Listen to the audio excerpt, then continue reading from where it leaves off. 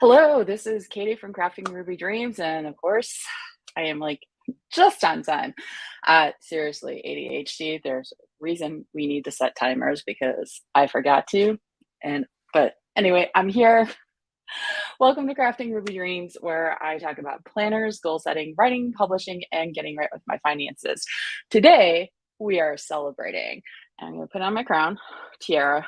I love this thing.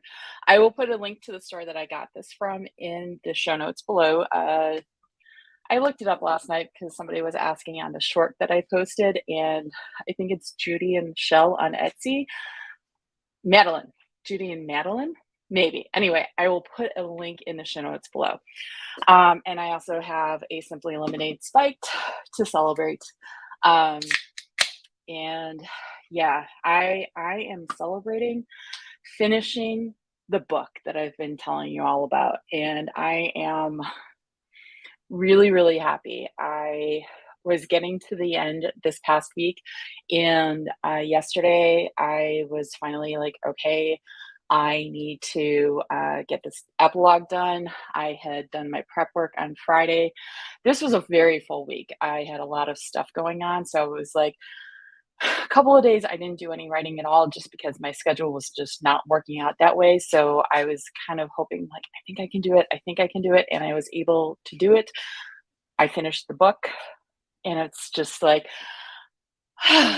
because here's the thing, no matter the length of the book, I think even novellas can be a bit of a, they're still a bit of a marathon. I think, I think I was using the example of building a writing career as like an ultra marathon style endeavor, because you just have to keep going and going and going, and maybe celebrating the smaller wins as you go, just to keep your energy going. Um, and I don't want to turn this into a toxic positivity thing, because that's something that was brought to my attention recently with some of the videos that I watch on YouTube, that trying to get people to like just through slogs just to keep them going. The thing is about writing, where this is different from the other video that I saw, is that you can have a tangible product in hand. Um, Tangible in the form if you decide to publish in paperback, if you are self-publishing, or if you are end up traditionally publishing, you generally will have a physical book in hand at some point. Um, which reminds me, with that one press I was with, I never actually got copies of the print books. There's a reason why they are no longer in existence. Anyway, but generally, with writing a book, you can have a tangible product in hand that you can then use to bring in money if you so choose. Whereas with this other example, it was more they got to keep you on the hook, so you keep spending money. So you can maybe guess what portion of YouTube I was watching. I also got the new glasses last Saturday. So these are progressives. I am still getting used to them. Because I've been wearing glasses for about 30 years, and mainly for distance, I've been used to having the whole lens available for distance viewing. And I'm basically having to break the habit of, because anytime I like look down out here, it gets blurry. So it's just retraining my brain with these. But I want to talk a little bit about my process, which includes this. And by the way, if you can ever find these particular file folders, I recommend them because I just really like this one in particular. It's just so much fun.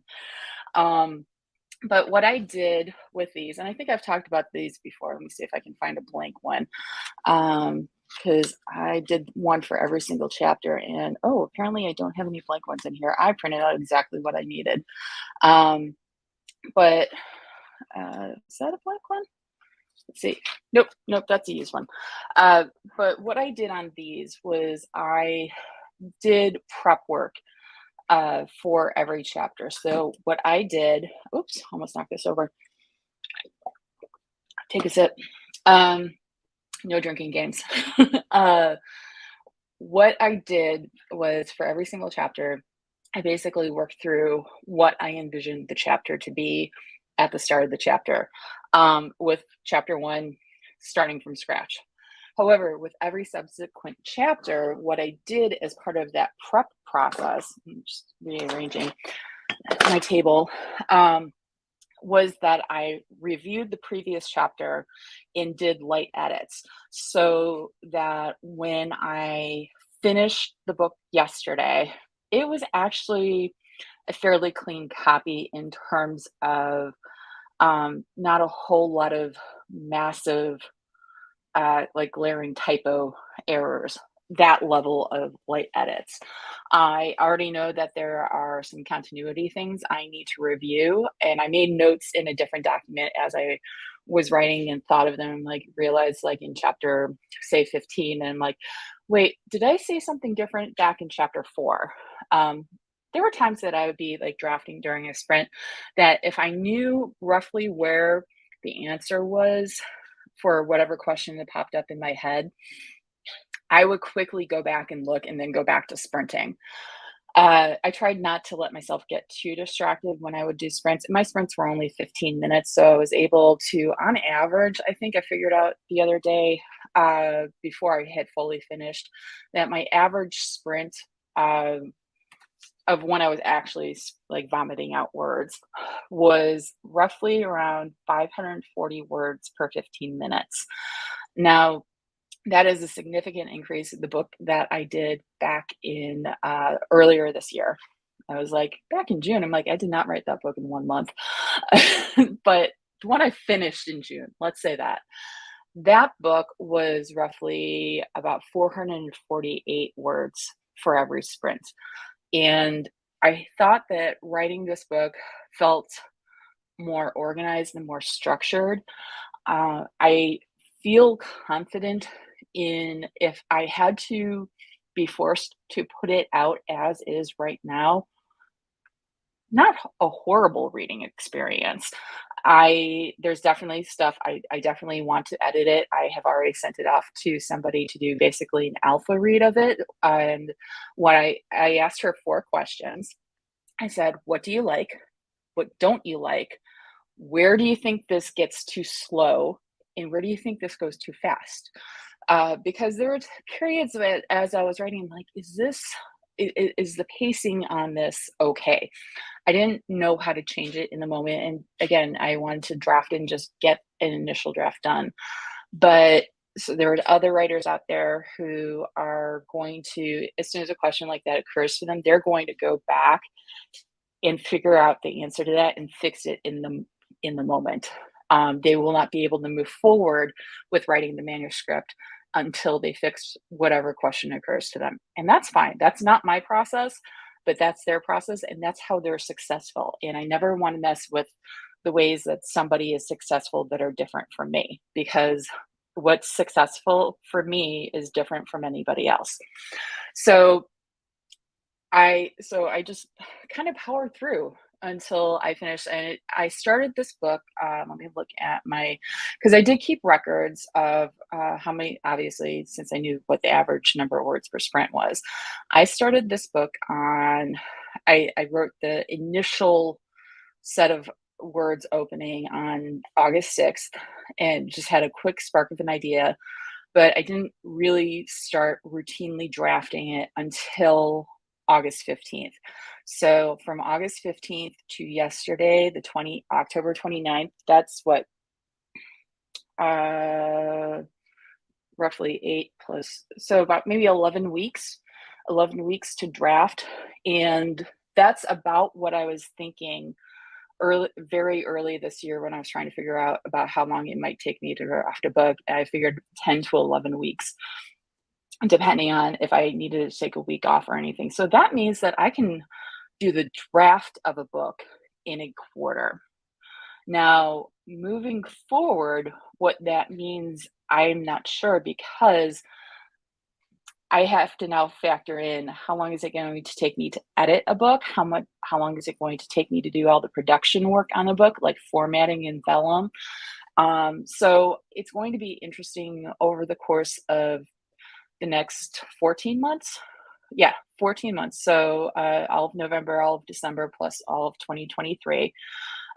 As I hopefully release books, my plan is to release 2 books next year. And I'm really looking forward to it. I honestly, I was telling somebody, I had a coffee meeting with somebody this week who has also worked in publishing and we were having coffee because she was interested in possibly going into libraries, and our parents know each other. So I was having coffee with her, and I said at one point that it's, I love writing. I really do love writing. I wouldn't keep coming back to it if I didn't love it. And I love the process of creating story, but I also like putting story out into the world and hopefully bringing people joy and entertainment. And that's actually part of the mission statement that I did as part of the Business Mastermind for Authors course that I did this month. October was full, y'all. It was so full. um, so I told her that what got me excited about publishing wasn't just the writing and the story, it was as much the business of publishing and being an author that gets me excited. So I I am so excited for 2023 and getting back into the business side of publishing, because I am actually going to, so that ties into the other topic of today's live stream. I'm going to Romance Author Mastermind, which is a writing conference hosted by Sky Warren, and it is an invitation only conference. You have to have published at least 5 titles. And I first attended in 2019, and I was a little surprised, but I am working on the mindset of I was accepted to go to that conference, which means that they thought I was worthy to be there, and therefore I deserved to be there. And this year, even though I've basically taken off publishing to a degree since 2018, I was invited back. And so I was very, very pleased when I got the invitation at the beginning of the year. And my promise to myself is that because I received the invite again this year and spent the money, because registration is a lot. It is a commitment. And because I spent the money, I had to write at least 1 book this year. At that point, I was still trying to get back into writing. So it's just like I have to finish at least 1 book. So when I finished the book in June, the earlier book, I was just like, yeah, I finished a book. I don't particularly like the book in the way it is. Maybe I can write another one. And I was like, let's see if I can actually write another book before Romance Author Mastermind, because at that point I had, see, end of June, so July, August, September, 4 months in order to write a new book. And I'm like, you know what? That is, I think, a reasonable goal for being a commercial fiction author, and which is what I want to be. I want to make money from this. And there is a, so those are my goals. And therefore, that comes into play as to certain business decisions I have to make. So speed of a degree is one thing. I am not ever going to be the kind of author who is able to publish even just novellas every single month. I am not that fast of an author with my current processes and other time commitments. I don't know that with even doing things like dictation, which can significantly increase your output, I still don't know that I could ever do a book a month. I can maybe, I think, see myself going up to at most 6 books a year. But the only way I think I could do that would be to quit the full-time job, which I am not ready to do at this point because I like having insurance and I live in the United States. And you have to take those considerations into account when you are the sole provider, whether you are providing solely for yourself or you're providing for your entire family. And so there's a lot of factors you have to take into account, and figuring out what is best for you and best for your family, if you have family that you need to take into account. So it's, yeah, so there's a lot of calculus involved. And I have to laugh at using the word calculus because I have never in my day taken any kind of calculus class. I managed to not take pre-calculus in high school. I instead, that my senior year was the first year that they introduced the semester-long courses of statistics and trigonometry. And my mom had said I had to take 4 years. I had to take 4 years of what? 4 years of math, 4 years of science, or 4 years of language. Surprisingly, to pretty much everyone, I chose math, and that was because they introduced the semester-long courses of statistics and trigonometry. I did not want to do calculus, which was evidenced by when I went to college, undergrad. You had to take an entrance exam, and yeah, yeah, I tested into the remedial math class, which really blew the mind of my guidance counselor for orientation when she could not figure out how on earth somebody could test into the remedial math class and the advanced chemistry class. As I told her, I am exceptionally good at science concepts. I am absolutely horrible at understanding math. For some reason, my brain diverges with science and math. It's not a one-to-one like it is for very many people. So yeah, so yeah, I avoided calculus pretty much my entire life. Uh, but getting back into the calculus of business decisions for yourself, that's where I was going with that. Divert. Sorry, just more flashbacks to college and two of my professors, and now also having ADHD. Take a drink.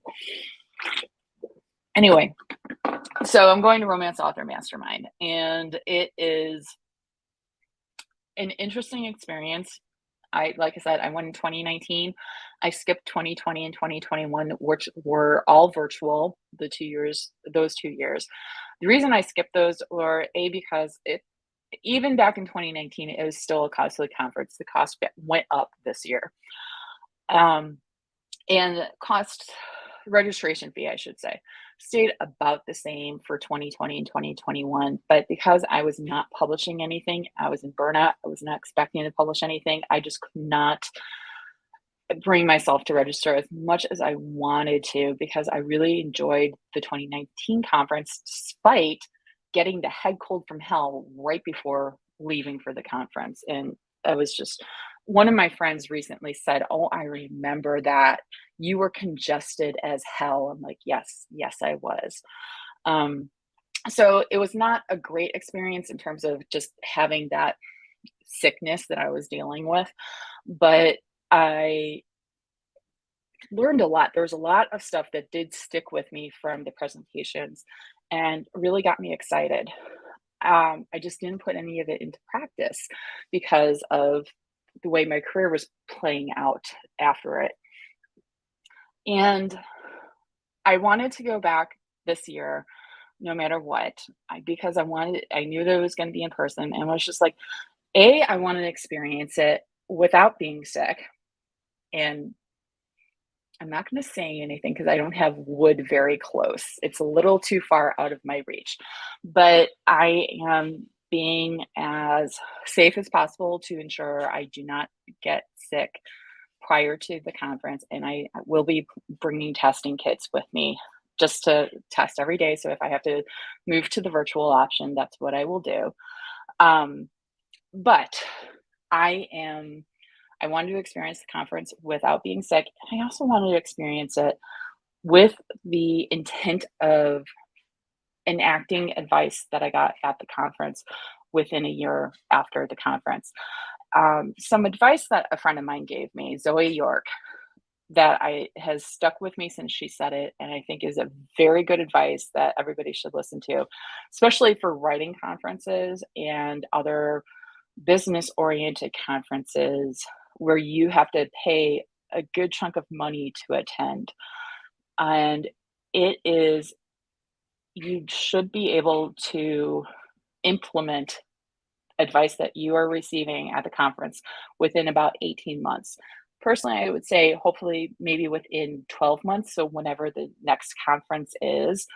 But she said when she gave me the advice, she said 18 months.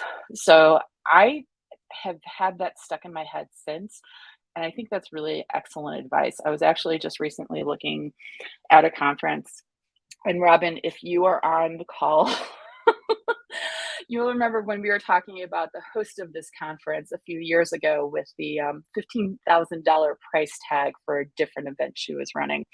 I'm not saying that this isn't going to be a good experience for those who decide to go to it and are willing to go to it, but I was like, that is for not a level that I'm currently at, both in terms of money as well as in terms of mindset. But the base registration fee for this conference, it's not a writing conference, but it is a business conference. That I saw was $2,500.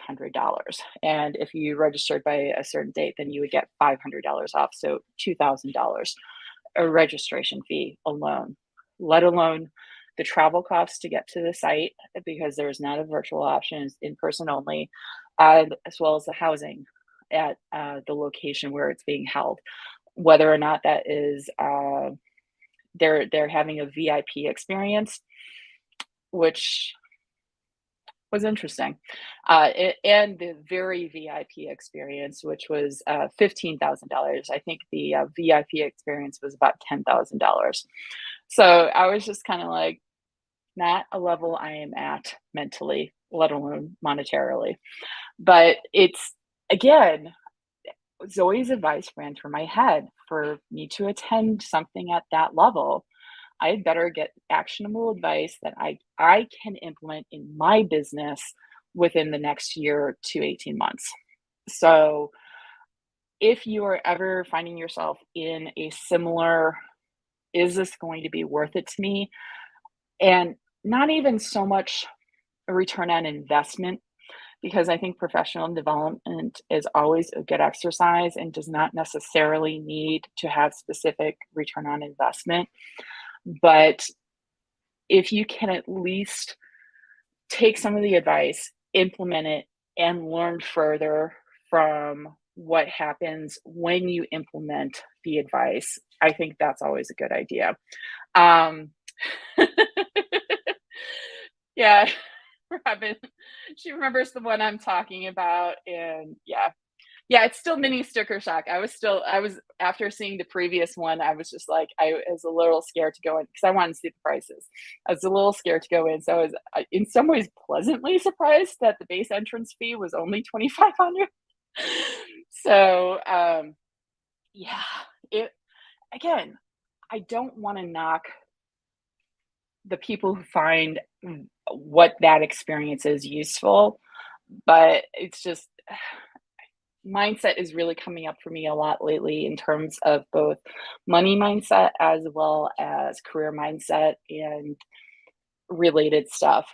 It literally has been like a top topic of conversation this last month. Part of it was because of being in this business mastermind for authors course that I took that was run by Holly Darling. It came up there, but it also came up in other discussions author wise. I think I saw it up on Twitter a couple of times. So mindset is, I would say, an interesting beast depending on your previous experience with trying to change your mindset. If you're in a type of organization that was really into toxic positivity and trying to align your mindset in order to keep you in to bleed you, that's going to cause some triggers, and I don't want to discount the negative effect that can have on some people. I have personally found that working with a therapist as well as working with a life coach, as and some other supporting work, I think both of those professional experiences have been useful in helping me think and rework my own thinking around mindset. I was also recently listening to an interview that an author of a book for authors uh, did, and I had been reading the book, and I will read the book because I want to have some discussions around it with some friends. And the book is basically about how to change your mindset with regards to money and being an author. Um, from what I can tell, a lot of the journaling exercises that are presented in the book are fine. I'm looking forward to doing them. And in fact, I already have the book that I'm going to be doing this in. I'll talk about this in a moment. But I was listening to her interview, and after having a discussion earlier in the week regarding the book with a friend of mine, uh, it's going to be interesting for me to connect with her because there are certain things about the way she presents the experiences that have me going, that can't be all of the information. That cannot have just happened the way you said it happened. So when I was having the discussion with a friend earlier in the week, she pointed out that I have high context as part of my Clifton strengths. So that might be the part that I am reacting to, is that by not giving me any context, I'm like, but so that's going to help me again, reframing mindset moving forward in the book.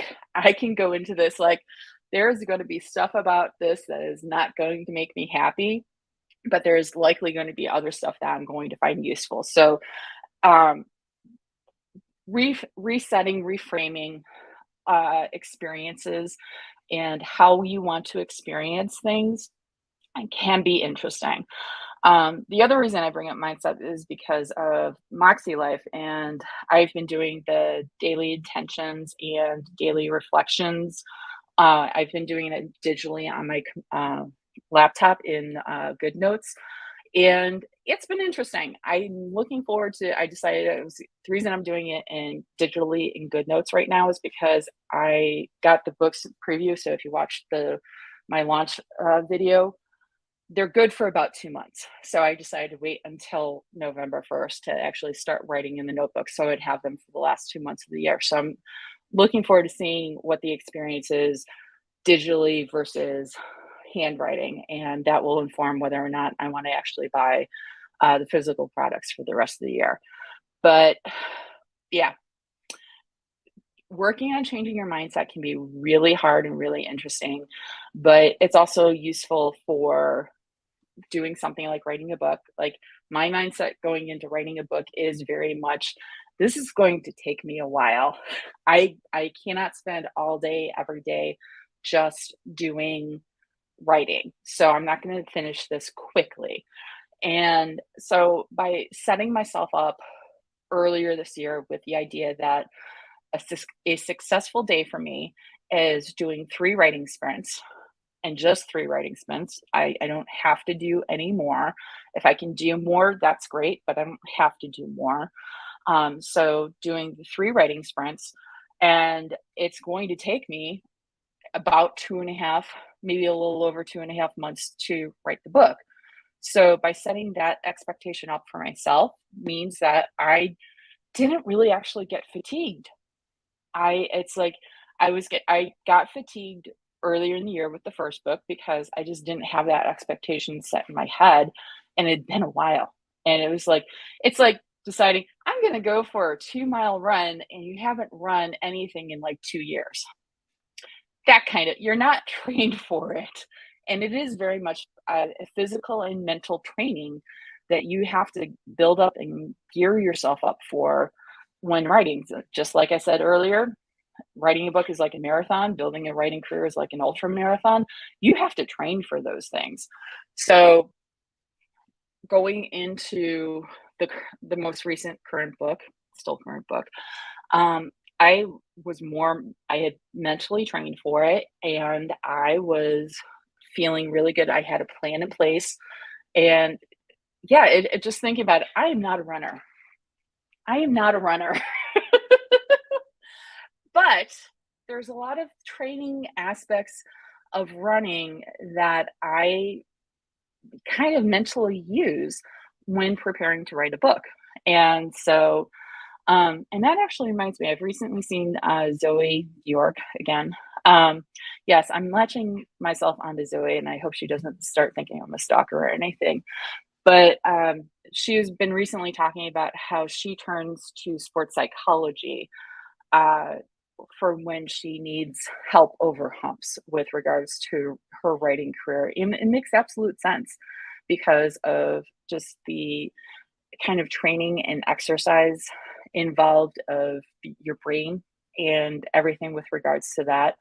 And just the mental outlook, because there's for being a successful athlete, especially at an elite level, it is as much psychology as it is about your physical being. So if anyone's familiar with baseball, there is this um, condition, let's say, called the yips, where it's about pitchers, and there's basically they've completely lose the ability to pitch, but it's not because of a physical reason. And so it's very much the mental. Or what was it that Simone Biles called the twisty turnies, I think, for gymnastics. So it's just if your mental state is not at the level that you need to have it be at in order to compete in whatever you're competing at, that is something to take into consideration. That's basically what burnout was for me. It was I was not in a mental state where I could write, and I couldn't do it with any kind of interest, happiness, um, ability, stamina.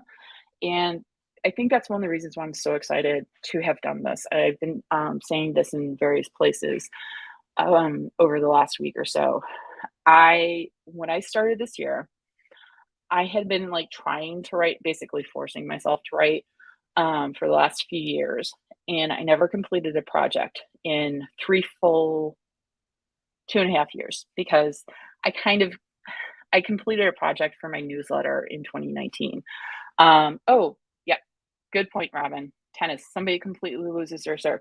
They lose whatever it is that makes them a competitive athlete at what they are doing, but it's usually mentally rather than physically. So burnout for me was like I basically lost the ability to write and tell story. It's like I could write, but it just made no sense and I could not complete anything. And stories, beginning, middle, end. I had the beginning and that was about it.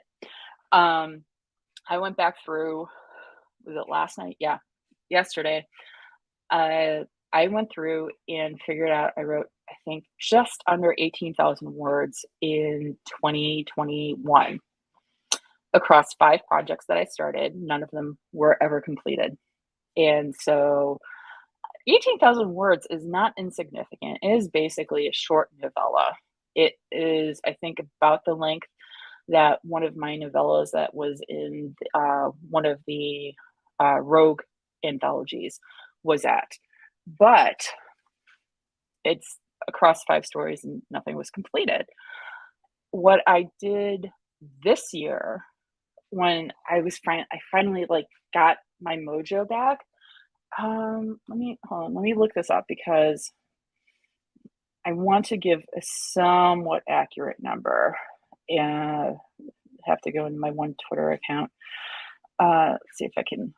Damn, I retweeted a lot. But let's see. Oh, that was later in the afternoon. I know I was training this out in the morning. There it is. Let's see. Just looking at this thread that I did, and okay. So this year, as of yesterday, I've written just over 166,000 words. So across 2 full novels, the story for the Descent anthology, and the start of the first novel. the first novel I did 25,000 words, decided I didn't like it at all, and started over again. So I essentially wrote close to 100,000 words, 90,000 words on that novel. Um, and then some other short background, backstory fiction things at the beginning of the year to like kind of get me into the mindset of in the world of the first book. So 166,000 words, which that's a lot. That is essentially 3 short novels that I've written the equivalent of this year. 2 full completed novels, which again, the prior to the first book, finishing the first book, the last time I can for sure say I drafted a full novel was likely 2017. So it was about 5 years that I wrote a full novel between, uh, anyway. Um, I can't remember the last time I wrote 2 full novels in 1 year. I think I've done it. I'm almost positive I have done it. I can't it's definitely been longer than 5 years. I cannot tell you the last time I actually did that. And so I'm really proud of myself. I That's what I'm celebrating, is celebrating being out of burnout, celebrating finally feeling like I am on my road to the way I define success. My initial step, and I can't remember if I've ever said this here, I probably have, but my initial definition of success for a writing career is that I have to pay taxes on the income I receive from my writing. I have yet to actually have to do that, which is a little frustrating, but that is my initial marker of success. I have other goals, and I plan on doing things to achieve those goals, one of which is going to Romance Author Mastermind. But yeah, my initial thing, I want to pay taxes on my writing income. As mundane as that is, that's what I want to do. That has been my marker for success for years, decades. So I am actually comfortably confident, and that might happen next year. I am planning next year in that I am definitely not going to release book 1, and I'm holding off on saying anything about the titles because I don't necessarily want to link this name and persona with that name. We will see. And I'm definitely not saying anything to my previous pen names list or anything. Again, for business reasons, I want to keep them separated for the initial launch. So I'm not planning on launching book 1 definitely until I at least have book 2 written, drafted, and preferably book 3 at least halfway done. So with my timeline of how long it takes me to draft a novel, I think I can get book 2 fully drafted and book 3 started and be able to release next June. That is my initial target date. But we will see. Again, I now have to factor in the editing and production. And so, depending on how much doing those processes infringes upon my actual writing time, we'll see if June is actually a viable date.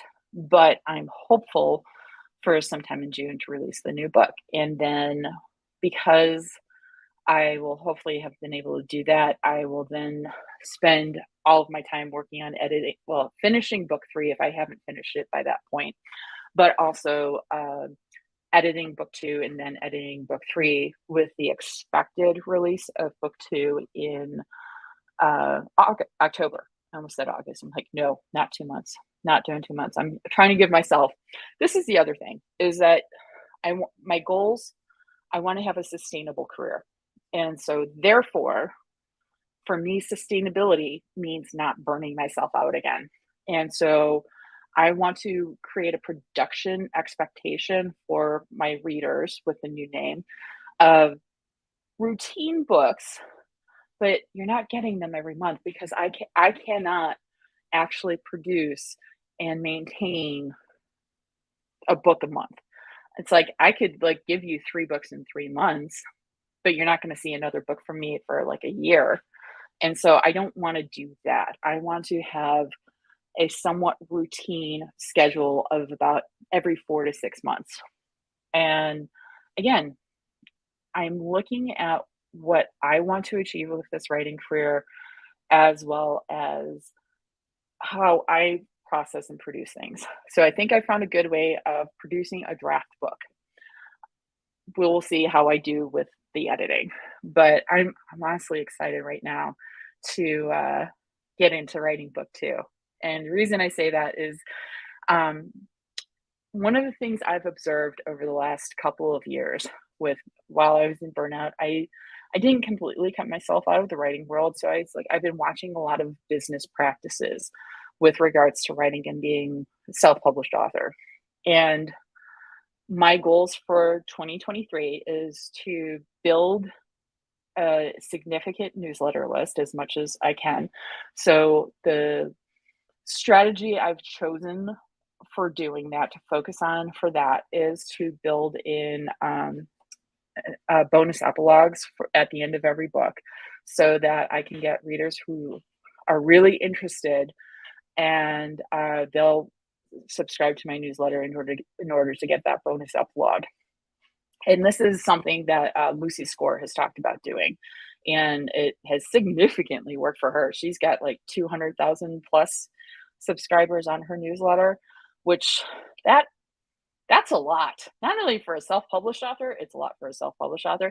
That's a lot for any author. So, but she has said that she has done bonus epilogues for all of her books, and that you have to get on the newsletter to access them.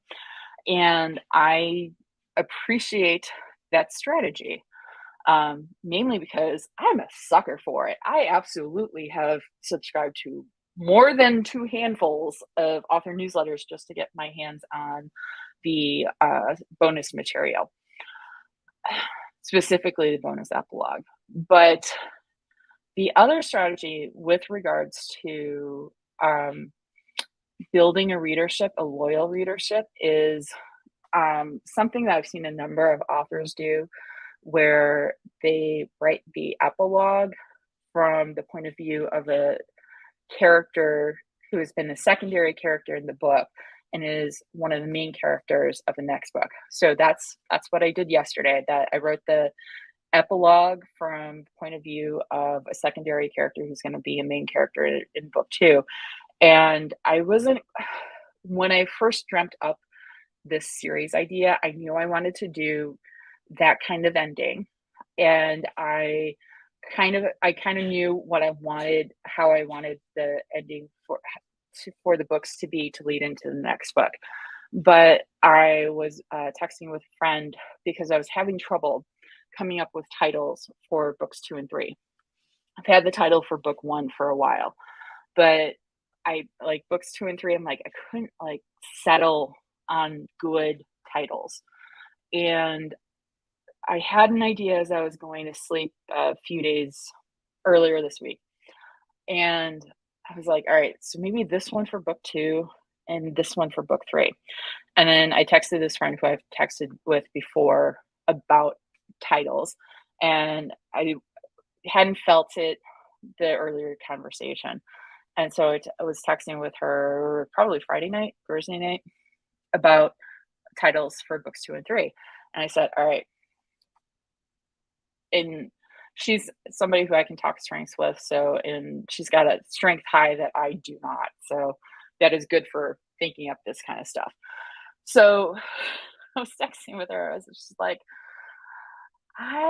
here's my ideas for books 2 and 3.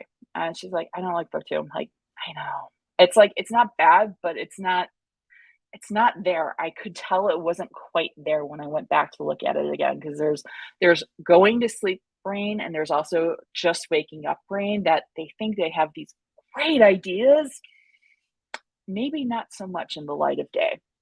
And so I was texting with her. She really liked the idea for book 3. So book 3 was set. It was like, okay, at least one of them was good. But book 2, she's like, not so much. So we went back and forth a little bit, and we finally came up with a good title for book 2. So as part of our conversation about coming up with the title, she asked me a couple of questions that got my brain sparking with, oh, how can I weave this into writing the epilogue? Because I hadn't done any of the prep work for it yet, or let alone writing it. So I was just like, hmm. And so I appreciate having friends who I can do that kind of stuff with, because I think this end hook for book one to lead into book two is actually stronger in a good way than what I originally envisioned. It's actually not too far off from what I originally envisioned when I first had the series idea, but it's a lot stronger now. And so I'm really, again, the business aspect, I'm really excited to see how all this plays out next year. So if any of you end up reading it, I want to hear what your thoughts are. And Robin has already volunteered to be a beta reader for me. So you're going to have to tell me what your thoughts are. But yeah, so packing. Wow, I've been just rambling about writing and business and writing for 46 minutes. So let's talk about packing. Packing for a conference, when the last time I attended a conference was February of 2020. And that was a library conference. But the last writing conference I attended was 3 years ago, which was this conference in 2019. I am trying not to pack all the things, and yay! Yes, I'm really looking forward to seeing what you think. One of the ways I got into the habit at about, I think it was the Romance Writers of America conference. I think 2016 was the first time I did this, where I had a set list of what I was going to wear each day. And if it wasn't 2016, it was because of 2016, not being happy with myself with packing all of things and using like maybe a third of what I had packed. So I try to be very lean with my conference packing so I don't overpack, as well as so I have room to bring back anything swag wise that I want to bring back. Um, so I've got stuff that I've been like slowly gathering, and luckily so far I didn't put anything in a safe place, because I almost put my ballot in a safe place that I couldn't find, but I did find it. Voted yesterday. Yay. I highly recommend, if you're in the United States, please vote. Not telling you who to vote for, just vote. It's a thing. It's a wonderful thing. But yes, packing list. I started a packing list a while ago because I was just really excited, but it wasn't detailed or clear because, like I said, October has been incredibly busy for me. I was working on getting the book finished. I was doing the business mastermind for authors course. I was doing the MäksēLife launch stuff. I had a whole bunch of meetings with various people. I had the day job. So I just trying to manage my thoughts and keeping all of these different tracks going in my head. Packing and preparing for packing was like, got really low on my list. So what I did yesterday was I did a lot. I was about to say I did a lot of laundry. I kind of did, but my dryer took forever to actually dry two loads from about 3 p.m. to past 7 p.m. to dry 2 freaking loads. It was running the entire time. I think it has a moisture sensor in it. So yeah, took a long time. So I didn't have as much mental time to go through the clothing situation. So what I did this morning, I normally have like a calendar of what is happening every single day. Like, am I having a meal meeting with somebody? Is it conference? Is there some kind of special event? Trying to figure out all this stuff. Luckily for this conference, I do not have to do any changes of outfits. At Romance Writers of America, there was usually at least one change of outfit at least one day if you went to the Rita and Golden Hearts ceremony. So I don't have to do any outfit changes. Well, I'm going to be gone for a full week. So I laid out the outfits that I was able to cobble together from yesterday's laundry adventures. And I just laid them out in order by day.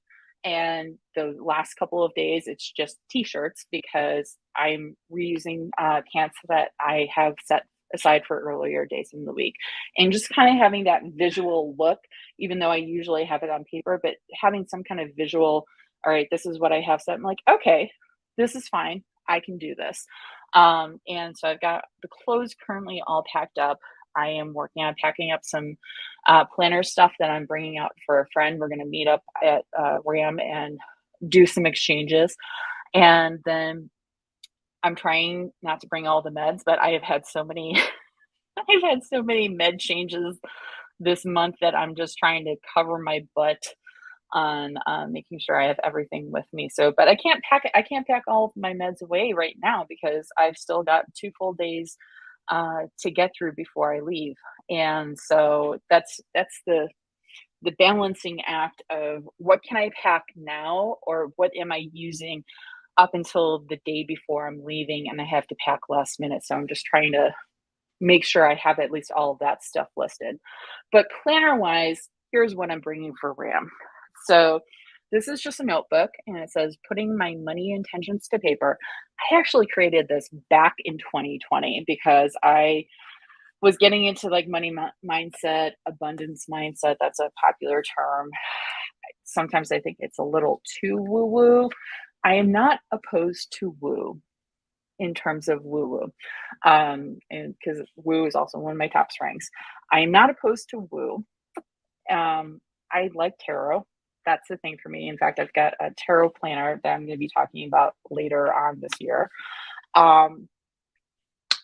But woo without some kind of grounding and explanation of grounding bugs me. So it doesn't bug everyone. And if it doesn't bug you, I've got some great recommendations for you. But if you prefer some grounding, I did appreciate Rachel Rogers' We Should All Be Millionaires book. I found that interesting and not too wooey discussion of money mindset, abundance mindset, and it's very specifically targeted towards women and people of color. So I did appreciate the point of view of that book. And yeah, that's the main one. I'm always on the lookout, but there's also a few other people who I follow, like on Instagram. It's Vivian K. Vivian K is her name. Kaye. I really, really like her. And there's a few other people, but I'm working on money mindset. So I put together this notebook, and it's just some things picked out some of my favorite money related stickers. So I just did some journaling and everything in here. So I decided I would grab this and put the journaling exercises that are in this writer money mindset book that I was talking about earlier and journal in here with that. So I'm going to bring that with me since that's something I want to work on while I'm at RAM. And then I am taking this Erin Condren Petite Planner, and I got the idea. I saw Nisha Sharma years ago with this, and I really, really loved it. And I also put my initials on it like she did. If you don't follow Nisha Sharma, I think you should. She's here on YouTube. She is a YA and adult romance author, and she is also really into planners, and she is also really into Disney. In fact, the latest video from her that I saw was it was not one of the YouTube Shorts videos that I saw, was a preparing for Disney planning type of video. So I highly recommend Nisha Sharma if you don't already follow her. But so it's Erin Condren Petite Planner System, and this is their little like holder. So it's you can put business cards and other stuff in here, and it wraps around to the back. So if I wanted to put sticker sheets in there, I could do that. This is the monthly planner, 18-month planner, and it's got goes from July 2022 to December 2023. All the monthly layouts are in the front, and then just a crap ton of note pages. So I figured this was going to be a good one for me so that if anything cropped out at RAM, I would have a calendar with me. And I put it in a little glitter thing I got in a seasonal surprise box years ago. And then this is a Hello Kitty notebook. I believe this one is blank. Oh no, this one's lined. So there's that. And then I have a Star Wars one because I think this, yeah, these were the two that they had that were lined. So specifically wanted lined. And then they had this, the best time for new beginnings is now. I just kind of like that saying, not lined and not white paper, but blank. So I was like, okay, this is fine. So this is the blank notebook system that I'm bringing with me for notes during the actual conference. Then I'm also bringing my MäksēLife folio. And in here, I have, this is for, I will not bringing this every day to the conference with me. I might bring it one day for showing off to my planner friends, but inside, I'm not one for like doing the whole decorating, but I got this Coffee Monsters Co. bean card sheet in my last order, and I love this one so much. And I was hoping I would get it, but I thought I'd missed out on it, and it was in my last order, and I damn near cried because it just means a lot. And then have the daily intentions notebook. So that's the kind of like the morning journaling one. And then the daily reflections and gratitude notebook. So like the evening journaling. And this is what that looks like. And then the dot grid notebook. So again, it is what it is, dot grid. And then at the back, I also have the daily planner page. And that was my trying to do some tasks on Thursday. So that is what I am bringing with me for the folio stuff. I'm also going to bring this notebook. This is an Etta V cover. It's really lovely, and it's just a dot grid Erin Condren 7x9 notebook. This is where I've already started taking some notes with regards to this particular series, and so I'm going to basically be carrying these two with me to the conference every single day.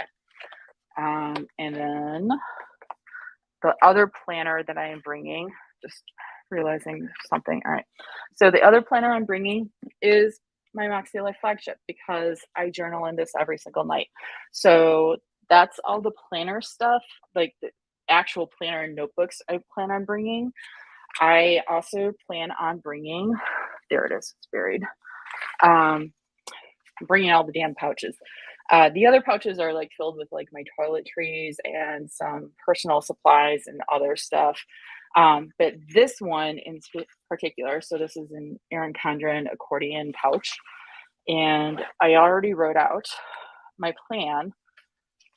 So this is going to be my pens and tools. So in one pouch, I'm going to have all of my Pentel in free pens. In another pouch, I'm going to have all of my Write-Tech pens. The third one, dot markers. Number 4, mild liners. 5 is going to be permanent oil pens and markers. So things like, here, let me show you the 3 offhand that I can reach for. So I've got this Unipin pen. So this is a number 2. That's what it looks like. Oop. So just find the camera. So there's that one. This is a Microperm 05. And when you get these, the Sakura, you want this dark gray. You don't want, for at least permanent pens, you don't want the brown. The brown is not permanent. And then also this Stadler Lumo color. I really like this, but you want to, I have both fine and medium, and this is the tip on the fine, and then this is the tip. This is like a marker on the medium. So I find writing, I like writing with the fine point. And I also, for all of these, when I store them tip down, just as a tip, because I found that when I store them up like that, the tip dries out and I'm like, oh, I can't actually write. Okay. So I just let it sit upside down. So, and then the 6 pouch is just going to be rulers, my slice, whiteout, and tweezers. So that is my paper planning, what I'm bringing with me. I'm hoping while I'm in Houston that I will also go to, there's this store in Houston called the Little Craft Place. It's to the north of the city. And so I might be doing a field trip there with a friend. And what I'm also hoping to go to, which is not as priority for me because there are other locations that I can get to, not easily, but I can get to, and that's the Daiso store, Daiso. So I want to have some fun in the planner world. um, so yeah, I'm really hoping to get to a Little Craft Place, since it's a single. They are not a chain. They are a single little operation that I've heard from numerous friends who both live in Houston and have visited Houston, who have gone there and found it really fun. They have like a whole wall of washi. So if you look at Little Craft Place up online, I'll put links below, but it's going to be a lot of fun. So yeah, I'm really looking forward to this trip, and I'm also looking forward to it as a reward and celebration for being out of burnout, having written 2 books this year, and moving forward with publishing again. So, oh, there's one other thing I wanted to mention. It has nothing to do with writing or the trip, but is something I recently found on Instagram because they just announced it. But if you are in or near DC, in addition to Go Wild next year, which is already, I don't think Go Wild is sold out, but Go Wild is an expensive conference. Um, there is going to be another DC area planner conference, and they're saying it's the first annual. That's happening in April. So I think if you look up DC Planner Journal con.com, I will put the link, but that is a new planner conference, and I am excited to see what they are going to be doing here in DC. So yeah, I'm going to get 2 planner conferences next year, along with uh, the DC Planner Conference is actually going to be the week before the Polycon uh, reader event. It's not a conference, it's an event. So I'll have back-to-back planners and romance reader stuff. And so, yeah, should be fun next year and fun later this week, connecting with my fellow authors. I'm really looking forward to it. So anyone have any questions? Because I have been at this for an hour and I have barely drunk this. I have almost this entire can left. Oh, this is bad. But yeah, I'm so excited that I've had about 5 people on this entire time. I'm so thankful for all of you who decide to join me and watch. I cannot explain to you how thankful I am, because I started this channel back in 2020. It's been over 2 years now. And I started it because I was having trouble being creative with writing. So this was my creative outlet. And I am very, very thankful that many of you have continued with me, some of you since the beginning, and some of you more recently. So I hope I'm entertaining at the very least. And I'm thank you for helping me be creative in a way that I couldn't be with my first love of writing. So I'm thankful for you. And I know that I would not be here with writing again if it wasn't for what I did with this YouTube channel. So yeah. So many celebrations for me right now. But I am so happy that you're here, and please leave any comments and questions in the comments below, and I will get to those, and I will sign off for now. I hope you have a lovely rest of the day, and may all your dreams be ruby dreams. Take care and celebrate your wins, no matter how small, because if you don't celebrate yourself, who knows who else will. So always celebrate yourself. It is so worth it and necessary. So have a great day. Bye-bye. Oh, we got a couple. Carrie, great to see you. Thank you so much. And we're Lemur. Thank you so much. You guys all have a wonderful day. Bye-bye.